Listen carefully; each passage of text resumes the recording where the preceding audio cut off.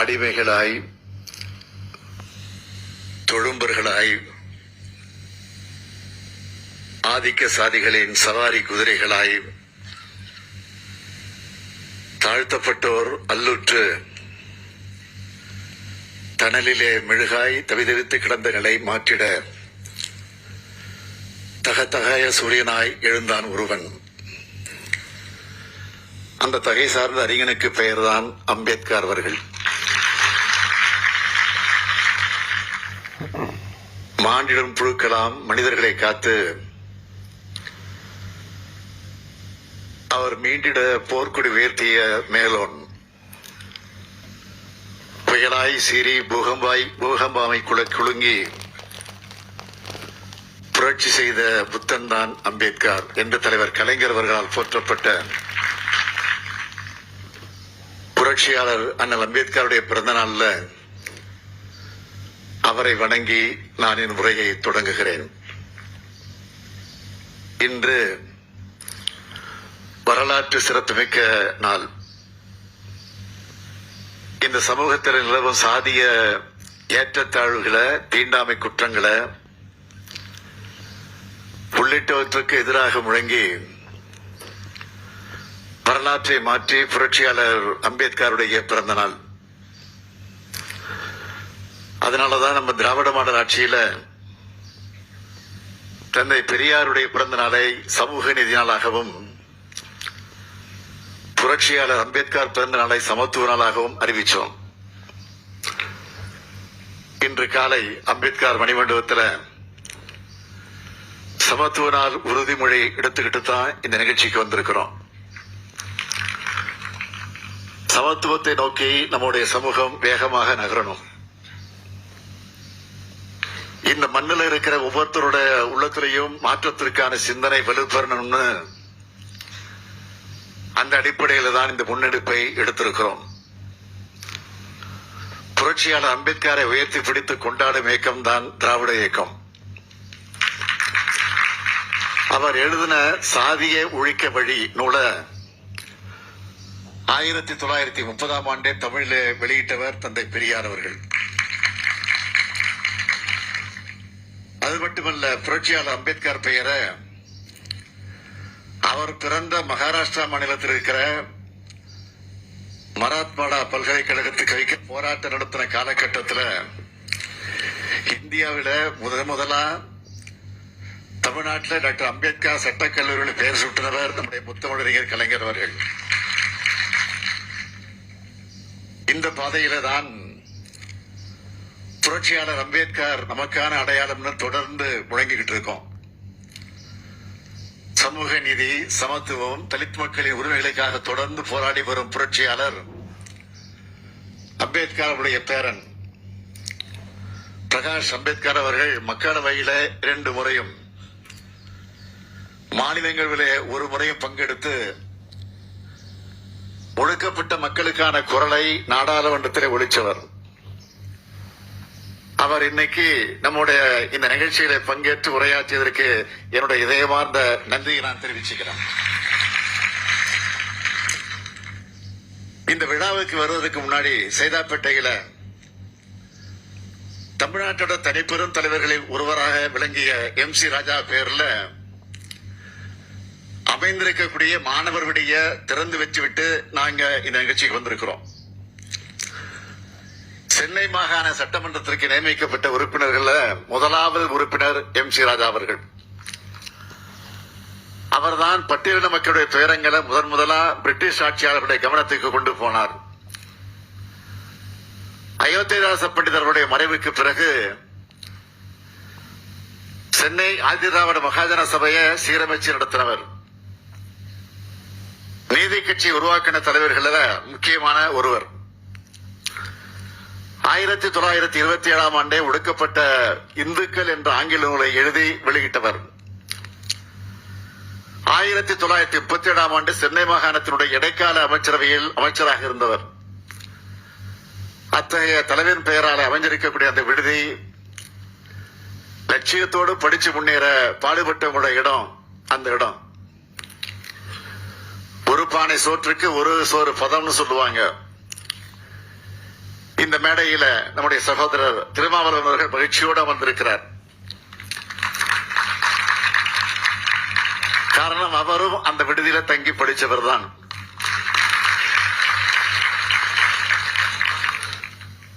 அதை திறந்து வைத்துவிட்டு அந்த கட்டிடத்தை சுற்றி பார்த்தோம். சுற்றி பார்த்த நேரத்தில் தன்னையே மறந்து அவர் சொன்னார், மீண்டும் 5 வருஷம் படிக்கலாம் போல இருக்கிறது இங்கே தங்கி என்று சொன்னார். இன்னைக்கு எல்லோரும் அரசியல் சமூக அறிவியல் பாடம் சொல்லித்தர சிந்தனையாளரா, கொள்கை பிடிப்புமிக்க அரசியல் தலைவரா அவர் உயர்ந்திருக்கிறார். இத்தகைய பெருமைக்குரிய விடுதியை திறந்து வச்சிருக்கக்கூடிய இந்த நாள்ல அந்த விடுதியில முகப்புறத்துல பெருந்தலைவர் MC ராஜாவுடைய மார்பளவு சில மிக விரைவில் வைக்கப்படும் என்பதை மகிழ்ச்சியோடு பெருமையோடு நான் இந்த நிகழ்ச்சியில் அறிவிக்கிறேன். இன்னைக்கு திராவிட மாடல் ஆட்சியில எண்ணிலடங்கா சாதனைகளை செஞ்சுக்கிட்டு இருக்கோம்.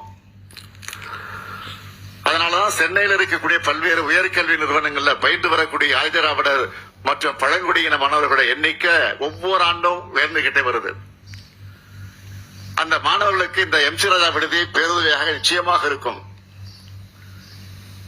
ஆயுதராவ் திராவிடர் மற்றும் பழங்குடியினரின் சட்டபூர்வமான உரிமைகளை பாதுகாக்கவும் தந்தை பெரியார், புரட்சியாளர் அம்பேத்கர், பேரறிஞர் அண்ணா, முத்தமிழறிஞர் கலைஞர் வழியில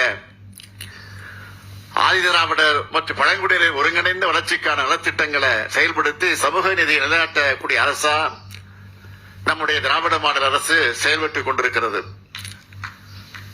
அப்படிப்பட்ட நம்முடைய அரசினுடைய முக்கிய சாதனைகளை தலைப்புச் செய்திகளாக சுருக்கமா சொல்லணும்னா,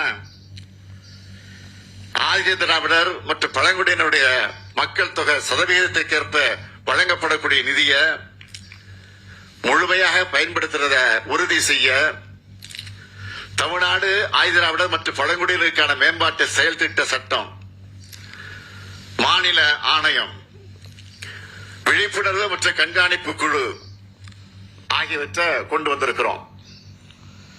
கிராமப்புறங்களையும் நகர்ப்புறங்களையும் இருக்கிற ஆயுதராவிடர் குடியிருப்புகள் அடிப்படை வசதிகளை மேம்படுத்துகிற வகையில 1000 கோடி ரூபாயில் உருவாக்கப்பட்ட அயோத்திதாச பண்டிதர் குடியிருப்புகள் மேம்பாட்டு திட்டம் செயல்படுத்தப்பட்டு வருகிறது. சமூக நல்லிணக்கம், சாதி பாகுபாடற்ற சமூக ஒற்றுமையை கடைபிடிக்கும் கிராமங்களை ஊக்குவிக்கக்கூடிய வகையில 10 கிராமங்களுக்கு ஒவ்வொரு ஆண்டும் 10 லட்சம் ரூபாய் வீதம் நிதி வழங்கப்பட்டிருக்கு. இந்த நிதிநிலை அறிக்கையில 10 கிராம பஞ்சாயத்துக்கு தலா 1 கோடி ரூபாய் வீதம் உயர்த்தி சமூக நல்லிணக்க விருது வழங்க அறிவிச்சிருக்கிறோம். கடந்த 4 ஆண்டுகள்ல சமூக நீதி மற்றும் சமத்துவ சிந்தனைகள் குறித்து 6977 விழிப்புணர்வு நிகழ்ச்சிகள் நடத்தப்பட்டிருக்கு. ஆண்டுதோறும் திருவள்ளுவர் நாளன்று டாக்டர் அம்பேத்கர் விருது வழங்கப்பட்டு வருது. இது எல்லாத்துக்கும் முத்தாய்ப்பாக இந்த அரங்குக்கு வந்திருக்கக்கூடிய மாணவர்களை பார்க்கிறேன்.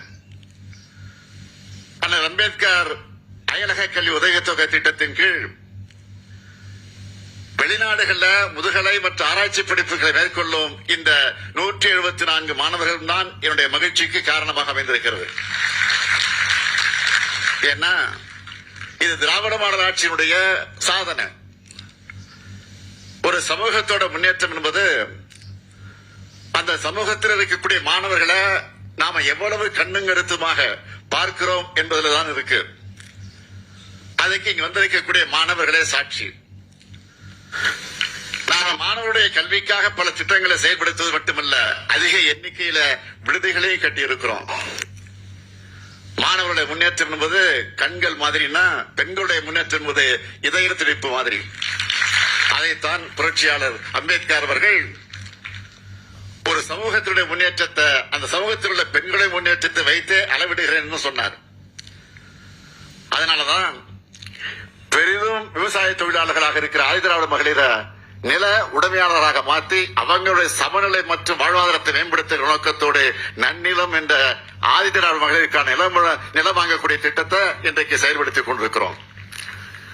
கடந்த 2 ஆண்டுகள்ல 625 பயனாளிகளுக்கு 30 கோடி ரூபாய் மானியம் வழங்கப்பட்டு மகளிரை நில உடைமையாளராக நம் அரசு மாற்றி இருக்கு என்பதை மகிழ்ச்சியோடும் பெருமையோடும் நான் சொல்ல விரும்புகிறேன். அது மட்டுமல்ல, நம் அரசினுடைய முத்திரை திட்டமான மகளிருக்கான கட்டணமில்லா விடியல் பயண திட்டத்தில் அதிக பயனடையக்கூடியவர்கள் நம்ம ஆதிதிராவிட சமூகத்தை சார்ந்த சகோதரிகள் தான். பெண்களுடைய வாழ்வாதாரத்தை மேம்படுத்தவும், வளர்ச்சிக்கான அடிப்படை வருமான ஈட்டுகள் நடவடிக்கைகளை மேற்கொள்ளவும் தாட்கோ மூலம் வழங்கப்படுகிற மானியத்தை 2023 ஆண்டு முதல் 2,50,000 6 லட்சம் ரூபாயாக உயர்த்தி இருக்கிறோம். பொருளாதார முன்னேற்றத்திற்காக நான் தொடங்கி வைச்ச ஆனால் அம்பேத்கர் தொழில் முன்னோடிகள் திட்டத்தில் 3,950 முனைவோருக்கு 630 கோடி ரூபாய் கடன் உதவி வழங்கி இருக்கிறோம். அதுல மானியம் மட்டுமே 403 கோடி ரூபாய். சாதியின் பேரால தொடக்கூடாது, கண்ணில் படக்கூடாது, தெருவில் நடக்கக்கூடாது, கோயிலுக்குள் நுழையக்கூடாது என்பதையெல்லாம் நம்முடைய கொள்கைகளால, போராட்டங்களால, இடைவிடாத பரப்புரைகளால உடைச்சு நொறுக்கிட்டோம். கல்வியும் படிப்பும் வேலையும் பதவியும் ஒடுக்கப்பட்ட சமூகங்களுடைய கையில் அதிகாரம் செலுத்த வாய்ப்பை கொடுத்திருக்கு. இதுதான் திராவிட இயக்கம் ஏற்படுத்தி இருக்கக்கூடிய மாற்றம். கல்வி, வேலைகள், அரசாங்கம், அதிகாரம், நிர்வாகம், அறிவு எல்லாமே ஜனநாயகமாக ஆகிடுச்சு. இந்த முன்னோக்கிய பாய்ச்சல்தான் சமூக ஜனநாயகமயமாகும். சாதிதான் தமிழகத்தை பிளவுபடுத்தும் முதலாவது சக்தி. அந்த 1000 ஆண்டு அழுக்க ஒழிக்கத்தான் நாம் பாடுபட்டுக் கொண்டிருக்கிறோம். நாம் அனைவரும் தமிழர்கள் உணர வைப்பதற்காகத்தான் இன்றைக்கு பாடுபடுகிறோம். அதுதான் நம்முடைய நோக்கம். ஒடுக்கப்பட்டவரின் கல்வி, சமூக பொருளாதார உயர்வுக்கான அனைத்து உரிமைகளையும் நம்முடைய திராவிட மாடல் அரசு இன்றைக்கு வழங்கி வருகிறது. இதுக்கு முன்னாடி இருந்த எந்த ஆட்சியிலும் இல்லாத சாதனைகளை இந்த திராவிட மாடல் ஆட்சியில நடந்து கொண்டிருக்கிறது. இன்னும் பெருமையோடு சொல்லணும்னா, ஆதி திராவிடர் மற்றும் பழங்குடியின மக்கள் முன்னேற்றத்திற்கு திட்டங்களை வழங்குறதுல, நிதியை வழங்குறதுல, தொழில் முனைவர்களாக உயர்த்துறதுல, மாணவர்களை உயர்கல்விக்காக வெளிநாட்டுக்கு அனுப்புறதுல, வன்கொடுமைகளை குறைச்சதுல, சமூக சமத்துவத்தை நிலைநாட்டுவதில் நம்ம திராவிட மாடல் ஆட்சி காலம் தான் பொற்காலம் என்பதை நாளை நெஞ்சை நிமிர்த்தி நான் சொல்ல முடியும். சென்னை கலைவாணர் அரங்கில்